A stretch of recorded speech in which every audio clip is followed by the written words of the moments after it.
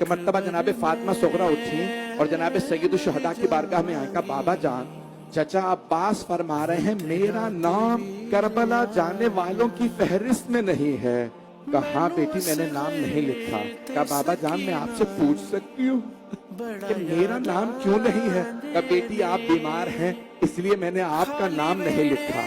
جناب فاطمہ صغرا نے ایک مرتبہ عرض کی بابا مجھ سے قسم لے لیجئے میں پورے رات سے کبھی بیماری کا شکوہ نہیں کروں گی۔ بابا ہاشا میں کبھی نہیں کہوں گی بابا میں بیمار ہوں مجھ سے سفر نہیں ہو رہا۔ بابا جان میں پورے رات سے کبھی بیماری کا گلہ نہیں کروں گی۔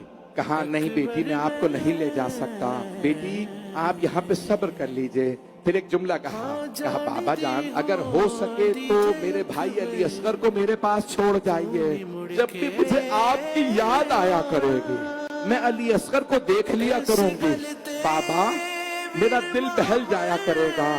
بی بی نے کہا بابا جب آپ بھیا علی اکبر کی شادی کیجئے گا بابا مجھے بلا لیجئے گا۔ ایک مرتبہ جناب سید الشہداء نے بیٹی کو پیار کیا۔ جناب سید الشہداء نے دیکھا جناب فاطمہ صغرا کو، بی بی کی جو شباہت تھی نا وہ جناب سیدہ میں ملتی تھی۔ مولا نہیں چاہتے تھے میری ماں کی شبیہ بازاروں میں آئے۔ وطن تے ویر آ جا